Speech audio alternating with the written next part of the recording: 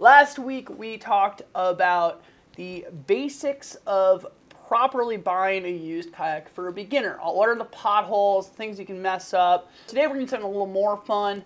No real rules here, we're just going to kind of have a little fun. One of the things that drives me crazy is people listing boats for sale, not doing any of the work. If you were going to sell a car, you would clean it and take good photos. Go to the car wash if you don't have a power washer and blast your boat. You will be amazed at how much nicer it is, how many of those scratches magically vanish, all of those things. Pull your crappy stickers off of them. Clean up residue from tape and all of that nonsense with acetone. You'll have a much nicer looking boat for the 20 minutes this takes you. And now you're not going to see some scalper buy it, sell it again 2 weeks later for $400 more. You're welcome. That being said, what are the boats that I'm always on the lookout for? Well, primarily when I buy used boats, I'm looking for full slices in the third shift variety. The other boat I'm always out there looking for is the Dagger Axiom. The 8.0 for Hannah, the 8.5 for me. Call us crazy, that is just one of the boats that we absolutely love. I wish that Dagger still made it just with the creaking outfitting in it, but there you go. So I'm gonna rip through on the computer, look at some ads, talk some smack, and hopefully you'll learn something along the way. So this is Search Tempest. So what it's going to do is it's going to compile by region. So obviously, if it's outside of my immediate area, I'm probably going to use something like Kayak Shipping Made Easy, ask friends who are traveling around, particularly around the holidays, where they're coming from, where they're going to, and maybe get an idea of where someone's passing through, and then search those regions accordingly. So I'm going to start in my own backyard. Everyone knows I live in Syracuse, right? The ever elusive Dagger RPM Max. So I actually talked about this exact boat last week. It's just not moving. Whereas the Max used to be super popular and collectible a couple of years ago, it sort of dropped off because why wouldn't you just buy a Brap or any number of modern half slices on the used market instead? That being said, if you can score one of these for, you know, 200, maybe 250 or less, it's still a great boat. Why not just grab it, beat it to death, have some fun?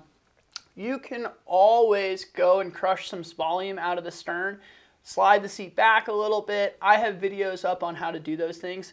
That turns these into OG beasts, and you just look cooler doing it in a boat from the 90s. Ooh. One of the best ways that you can ascertain how a Dagger boat was stored and how much it was used are these pads. They fade quite quickly in sun. So when the pad is that original looking and the colors are still true, even in an instant like this where I can't see a photo of the hull, I know that this boat got pretty light use and was stored well just based on how minty that is. The other good way of knowing is when people tend to swim or load onto racks or anything else, these boats in particular, they scuff up the Dagger logos. So if the Dagger logo is in good shape, then it probably hasn't been swam out of, and the Phantom logo is in good shape, which means it hasn't been stacked with other boats on stackers for a long road trip. So if he's telling you this thing is pretty fresh, then yeah, brand new, sure, why not? Ooh, a $200 centrifuge. All right, so one of my favorite things to do just as a pastime is to grab these old Dagger full slices and toss modern outfitting in them. I have so many videos up on how to do it. It's just a great way to spend the evening for me. It's something I personally love to do. I'm a weirdo. But the centrifuge is a really great candidate for this if it's your first time doing it. It's an extremely simple boat. The outfitting is bomber, no frills. You can swap in anything that you want to or leave it the same, whatever you want. It's very, very simple to modify. One of the things that you will notice about the centrifuges and the ultrafuges is that they're a little light on the rocker. More than most, but a little light on the rocker. So they're not the best boofers. They're not the highest performance boats, but they are really, really fun. I love these things to death. One of my favorite tricks is that if you're too big for an ultrafuge, you're not too big for an ultrafuge, you actually can probably modify the seat and make it a slider and then go back. Otherwise, the thing to know about these boats is they don't have adjustable seats unless you make them adjustable. But super cool, 200 bucks, amazing price. The Redline. Interesting boat. This was a planing hull, shorter knockoff of the RPM. Personally, not a huge fan. There's so much volume in the stern that they're not actually that playful as you would hope they would be. And so you just kind of lose all the speed and everything that makes the RPM and RPM without getting much for it. So although you can commonly find these for not much, 350 is high, I would personally just leave this thing alone.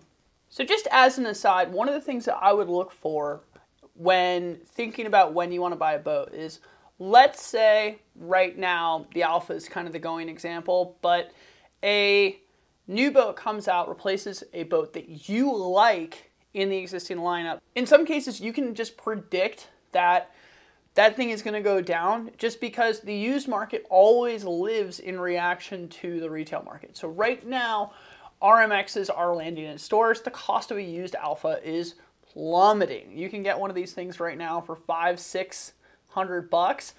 Wow, is that a smoking deal? So if you're a fan of the Alpha, you're looking for a used boat, you might actually get one for a deal. Now, that being said, you are going to get one that is probably pretty well loved on, maybe a little beat, rough around the edges. That's what you get, right? And you definitely don't get a warranty. All right, so here's a cool one. And I've thought about buying one of these a couple of times, but I've never actually pulled the trigger. The Dagger Chaos. Unfortunately, this is a terrible photo.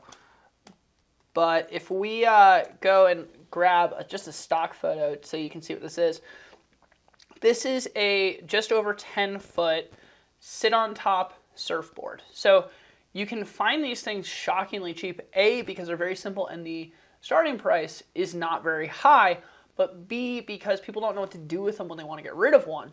The fins pull out, there's a day hatch in the back, you just shove them in there and go. You know, if your mom needs a sit-on-top boat to go and have somewhere, anywhere near the shore where there might be a wave to surf, hey, this is a great opportunity to get two birds stoned.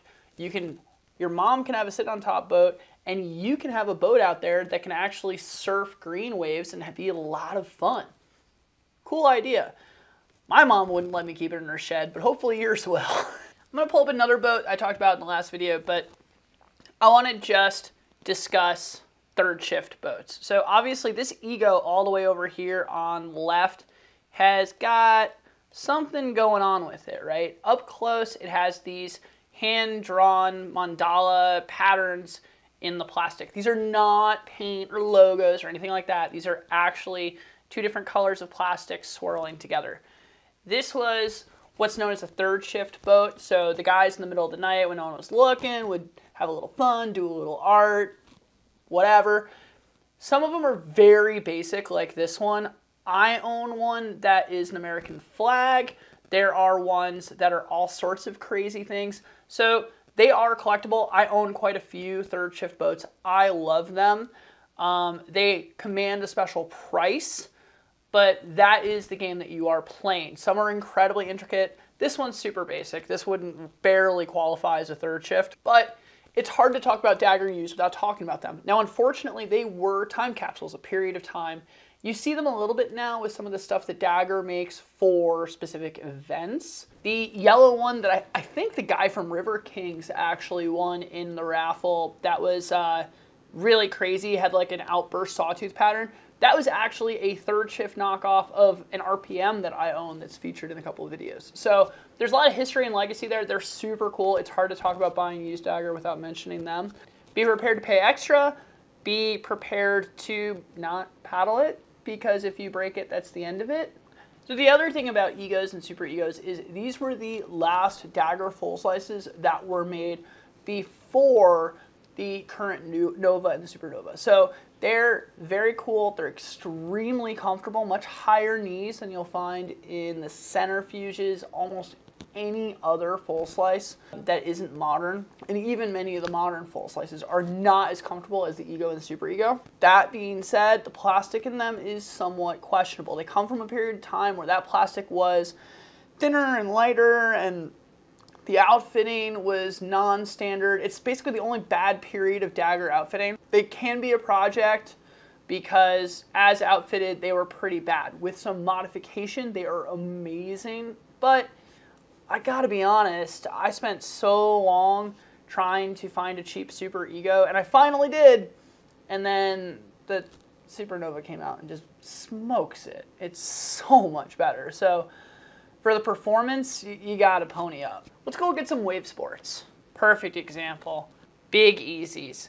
These things are super easy to sleep on. They are actually utterly fantastic boats. They boof really well. They have a level of comfort that's a little higher than a lot of other things because the outfitting them is basically a precursor to what very shortly after was in the projects, the diesels, all of those boats. So in terms of a borderline, does it really qualify as old school slice? They're durable, and you can have them for almost nothing. $100 for a Big Easy. Maybe you negotiate this dude to 75.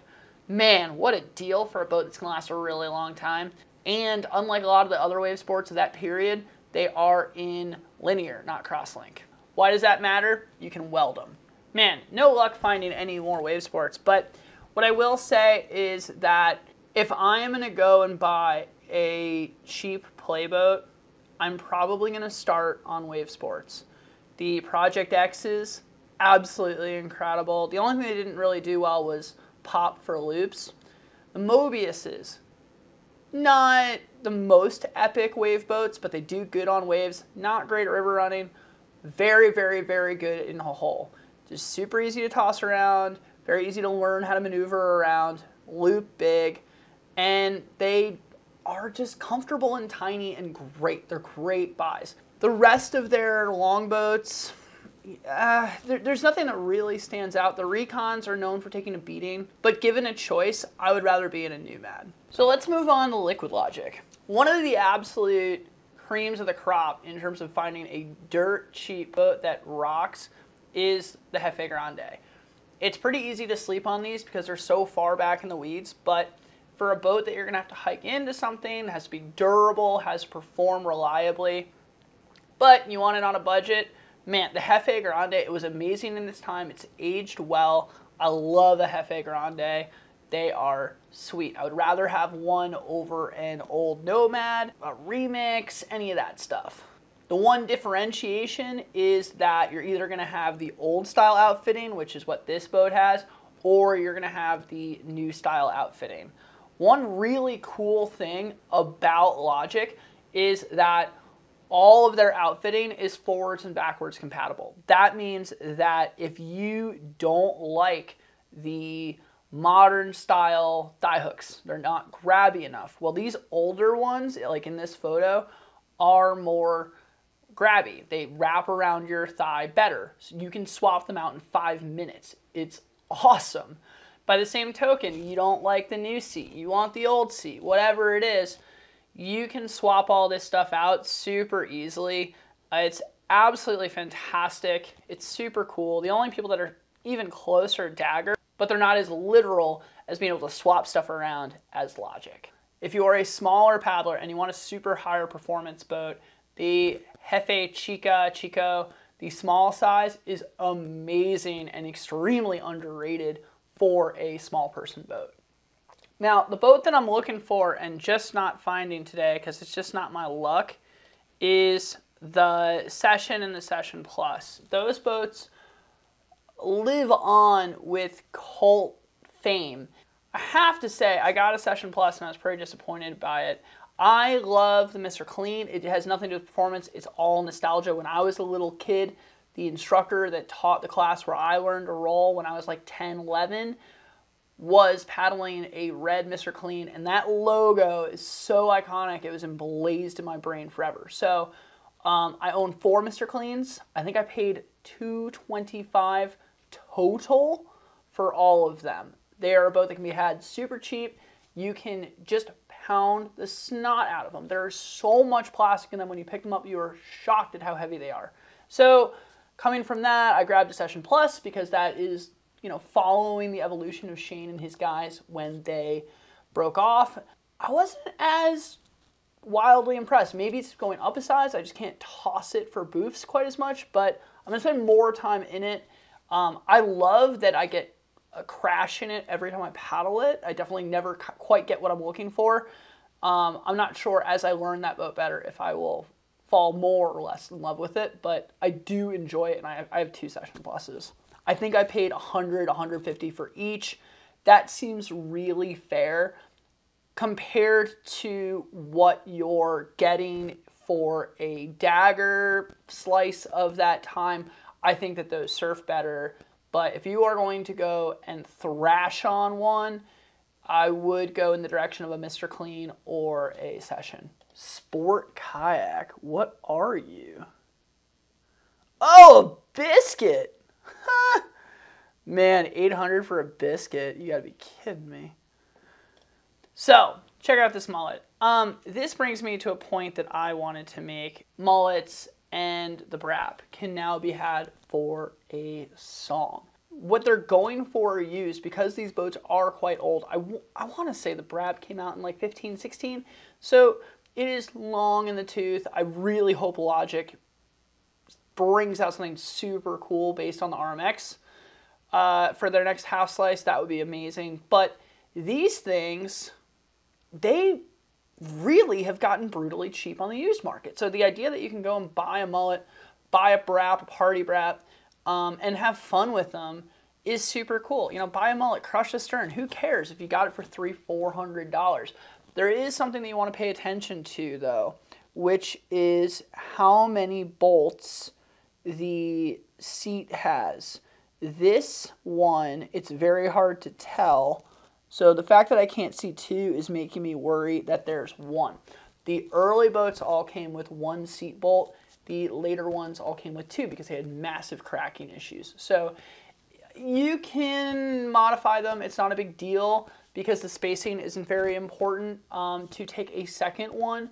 Or you can put a big aluminum plate on top to give it the sandwich style that you see with other kinds of boats, like Piranha does it to this day. It's a very strong joint, and it will help spread out the stress factoring, the impacts that you're putting on the boat, and make it last a lot longer. It's also a way to quick and dirty seal one up if you broke it. You have to love the ethos of Logic in terms of building something well, building it right the first time, and making something that lasts and lasts and lasts.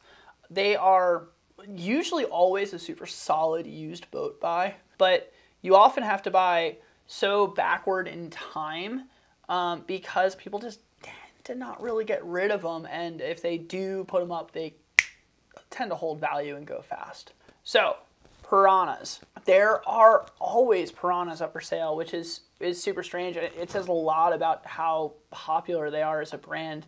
They have made so many good boats over the years, but most of their best designs are today's boats. Really, when it comes to older stuff, I only mess with the Burn 3, maybe the Burn 2, especially the XL Burn 3. That thing was sweet. They're full slices.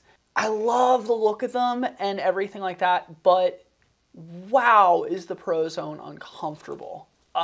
Their new stuff is so much more comfortable, so much nicer. It performs so much better. So, you know, like right here, there is a Pro Zone in, honestly, like super cool colors. But at the end of the day, just the foot pocket absolutely kills me. So unless you're going to get it and puff it up to give yourself a little bit of space, or you have size 9 shoes, I would stay away from these ones. The other cool thing I almost forgot to mention about the Piranhas is the Jed. I mean, they've been making the Jed since like 2010, 2011, I think. And that means that there are so many amazing colors of Jed. I'm a Jed paddler. I love them. We have all 3 sizes of Jed at my house, and we paddle all of them regularly. What you are trading, though, is quality, potential lifespan of the boat, depending on its age, and the outfitting. The modern outfitting that they're putting in is so much better than the old Connect 30, in my opinion, especially for playboating. I think it really grabs your butt better. The hip pads are much more comfortable. The thigh hooks are the same, but everything else in the boat is different and is much higher quality. So there is a give and take, but if I was in a situation where I had like the seat to swap and I didn't have to worry about it, or I was going to put a Contour playboat seat in, which is what I usually do to my jets, then I wouldn't worry about it. But otherwise, just buy a new one. If it means that much to you, remember that you can do the custom color form, which is super cool of Piranha. Jackson did it back in the day, but no one's really messed with it since. So the idea that you can, you know, custom build this thing all the way down to the piping on your outfitting is crazy and super cool. That's super funny. Yeah, that's definitely not a 9R2. That's a 9R large, but good effort. Really, there's only one or two brands that I stay away from when it comes to buying used boats for a reason beyond personal preferences. The main one that I think of is Riot. I just worry about all the nuts and bolts and holes and penetrations that go through those hulls, especially as the plastic has aged. Those boats were all known for leaking in their day, and then now you're really introducing some potential for cracking. That being said, the Magnums were really cool designs. You know, you see them out and about some days, and the Survivors do really well. So if it was a deep water boat, you weren't going to bash rock much, you could play with one. I mean, certainly if you can get it cheap enough, it's a cool little used boat, short by today's standards, but man, could you get the bow up. I just otherwise don't mess with them. I have had, on the flip side, really good luck with blow molded boats. Blow molded boats, I'll put a link here to show you how they're made versus a roto molded boat, but it allows for layering of the plastic to be much easier. It allows for much more uniform cooling and dispersal of plastic in the mold itself. So they are known for being very, very durable. It's one of the few times where any rumor mill about durability and quality of plastic actually has some meaning, and it's because it's a total process issue. There are ways to layer plastics inside a rotomold. You basically cut it open and pour more plastic onto the inside, and then you can build layers from the outside in. It's not something that I'm aware of any kayak manufacturer doing for whitewater. What you don't get in many of those Pryon Eskimo boats are pillars. So even though they're super durable and all of that stuff, without pillars, they have a lot of flex in them, which is sort of weird. I am a huge sucker for the Eskimo Nano, but wow, when you're sliding across rocks and it's just going, it's just all over the place underneath you, it's something else, and you kind of wish there was a pillar in there. You know, the prices of used boats in the last couple of years have gone through the roof, to the point where, you know, you got to kind of wonder, is this a bubble? Does it make sense to really buy used if they're going to be this expensive? I really think that you have to be careful and think about what you're doing more so than when you just buy a new boat. The other thing that I would say is that buying welded boats is definitely a controversial topic. I'm sure there are people that tell you it's a fine idea, whatever. One weld, two welds, it's all the same. But personally, it's something that I have had bad luck with. I'm not into. There are some really amazing welders out there. Specifically, Chris Cossis over at the Upper Yacht is doing a new method where he is laying a slab of plastic over. And as someone who chops up a lot of boats, I've actually chopped a bunch of his plastic over plastic layovers. And the adhesion that he's getting, the strength that he's adding doing that method is super good. I would rock one of his boats. I would not rock Joe Schmo's parking lot spoon and a torch welds. Certainly if I'm going to buy a welded boat, I am not going to pay almost anything for it.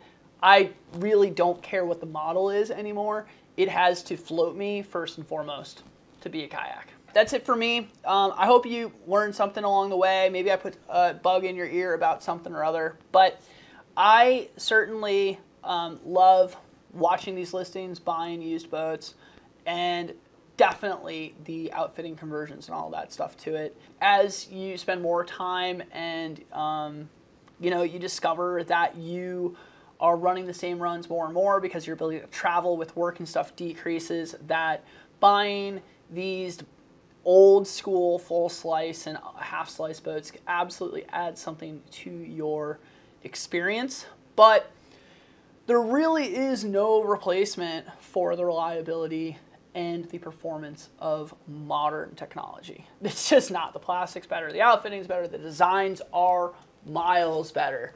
So take your used buying experience with a grain of salt. Don't kid yourself to think that these are as good or better than what's made today. There is absolutely no comparison. Have a good one. I'll see you later.